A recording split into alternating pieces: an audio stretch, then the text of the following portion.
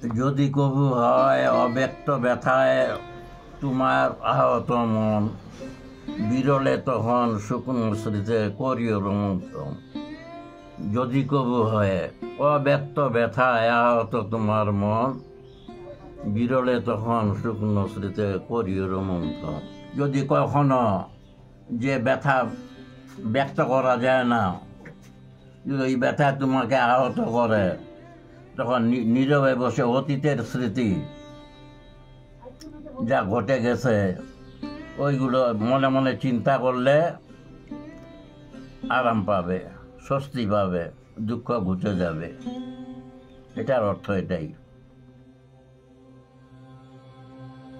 শামীম আক্তার হেনু ঠাকুরগাঁও সদর উপজেলার ঐতিহ্যবাহী রুহিয়া উচ্চ বিদ্যালয়ের অবসরপ্রাপ্ত শিক্ষক এবং নিবেদিত প্রাণ একজন কবি। সপ্তম শ্রেণী থেকেই কবিতা লেখা শুরু করেন তিনি। তার কবিতা নিছক ছন্দ আর শব্দের খেলা নয়, সেগুলো জীবনের অভিজ্ঞতা, আত্মার আর্তনাদ ও হৃদয়ের ভাঙ্গা গড়ার সাক্ষী। নিজ ভাষায় তিনি বলেন, মনের ভাঙ্গা গড়ার রক্ত ঝরা সাক্ষ্য আমার কবিতা। জীবনের নানা পর্বে তিনি লিখেছেন হাজারেরও বেশি কবিতা, কিন্তু দুঃখজনক হলেও সত্য, আজও তার নামে একটি বইও প্রকাশিত হয়নি। এত সৃষ্টিশীলতার পরও কোনো প্রকাশক, কোনো সংগঠন বা পাঠকের সম্মিলিত উদ্যোগে তার একটি কবিতার বইও আলোর মুখ দেখেনি।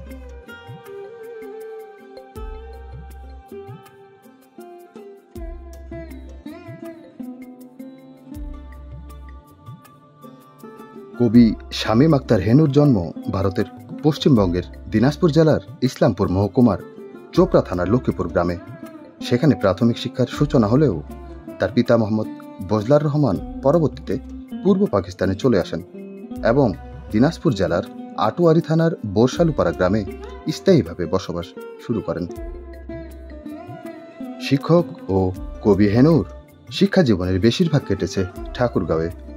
এসএসসি পাশ করেন রুহিয়া উচ্চ বিদ্যালয় থেকে, এইচএসসি ঠাকুরগাঁও বিডি কলেজ থেকে এবং বিএ ডিগ্রি অর্জন করেন দিনাজপুরের সুবেন্দ্রনাথ কলেজ থেকে। পরে শিক্ষকতা শুরু করেন নিজেরই প্রিয় স্কুল রুহিয়া উচ্চ বিদ্যালয়ে। ৩৫ বছর ধরে বাংলা বিষয়ের শিক্ষক হিসেবে দায়িত্ব পালন করে তিনি অবসর নেন। ছাত্রছাত্রীদের কাছে তিনি ছিলেন একজন আদর্শ শিক্ষক, সৎ, শৃঙ্খলা প্রিয় এবং সংস্কৃতি মনস্ক।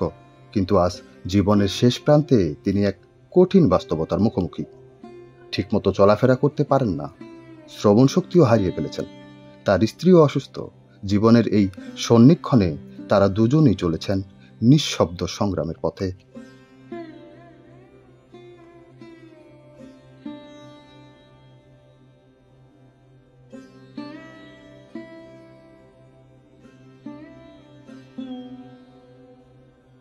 কবি হেনু নিবৃতে থেকেও আলোক ছড়িয়েছেন শত শত শিক্ষার্থীর হৃদয়ে, অথচ সমাজ তার জন্য একটি বইও প্রকাশ করতে পারল না। কবি ও শিক্ষক শামীম আক্তার হেনু নিজেই বলেন, যে ব্যথা ব্যক্ত করা যায় না, যদি ওই ব্যথা তোমাকে আহত করে, তখন নীরবে বসে অতীতের স্মৃতি যা ঘটে গেছে ওগুলি মনে মনে চিন্তা করলে আরাম পাবে, স্বস্তি পাবে, দুঃখ ঘুচে যাবে।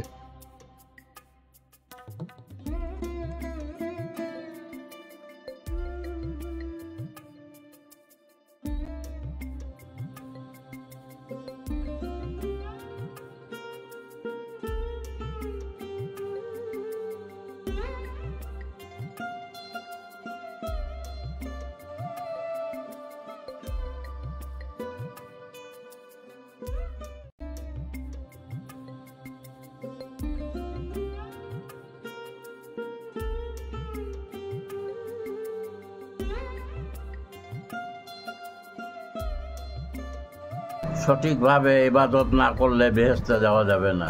আল্লাহ বলছে যে আমার সম্বন্ধে বান্দা যে ধারণা করবে আমি সেরূপই। আমার আর একটা কবিতা আছে, স্মৃতি ব্যথা দেয়, কবিতাটা আছে নাকি তোমার কাছে?